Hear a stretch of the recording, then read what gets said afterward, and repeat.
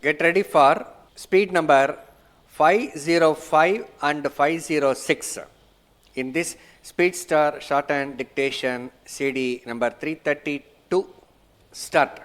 Ladies and gentlemen, I am very glad to welcome you all to this function to discuss about the rural development.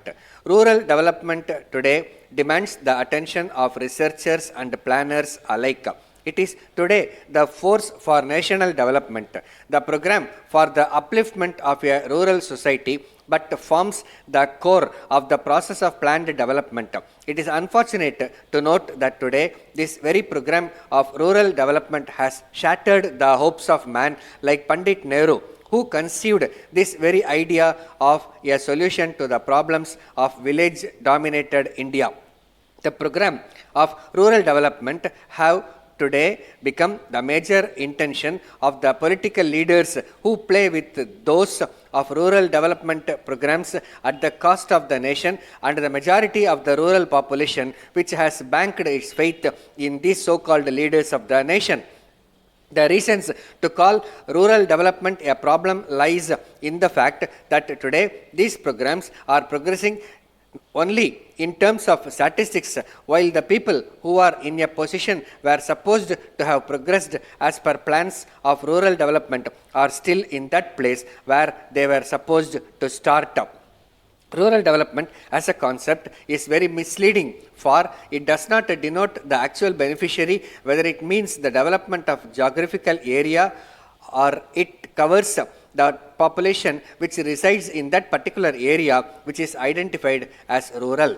The term rural denotes only the area of land utilized for the purpose of agricultural production. Although the very difference of rural and urban itself is a problem, the approaches to their development differs from one to another. For if the term rural development means a geographical area, when it covers under it the program of land development, industrial development and the development of the required facilities of our urban area like road, means of communication, electricity, etc. And if the term were to cover the population of the territory of geographical areas, then sanitary, education and such other improvements which should yield economic resources to that section of population forms the core of the planning.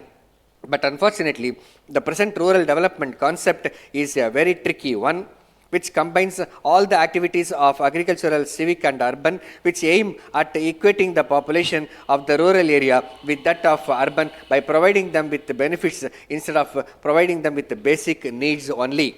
Friends, it gives me and my wife great pleasure to associate ourselves with this annual day and prize distribution this morning. I thank you for your cordial welcome and for the nice things you have said about me. I have always regarded myself as a humble worker in the vast army of men and women who took part in the great national struggle for independence under the leadership of Mahatma Gandhi. My contribution has been made possible because of the cooperation and goodwill. My present job as the head of the state of Tamil Nadu will, I am sure, give me opportunities of service to the citizens of the state.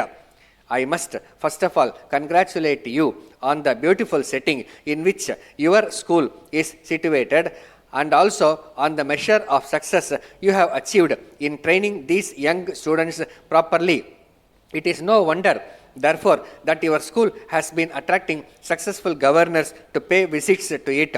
I must also congratulate the school children and the staff on the smart turnout and the excellent parade, and I am glad that so many of the children have the privilege of getting trained in this school. The entertainments that I have been witnessing this morning by these boys and girls have been really enjoyable. It is good to see that these young girls and boys are engaging themselves in fun and also giving us first-class recreation at the same time. I and my wife are indeed happy to associate ourselves with this morning's function. The report of your activities for the past year read by the principal makes an interesting reading. I am very happy to find that the pupils live in separate cottages and that they are not given any servants to assist in their work. This provides an excellent opportunity for the children to learn to work themselves at home and to stand on their own legs. The practical experience which they got in running these homes will stand them in good stead in their future career. The principal had also referred to the dignity of labor. Stop.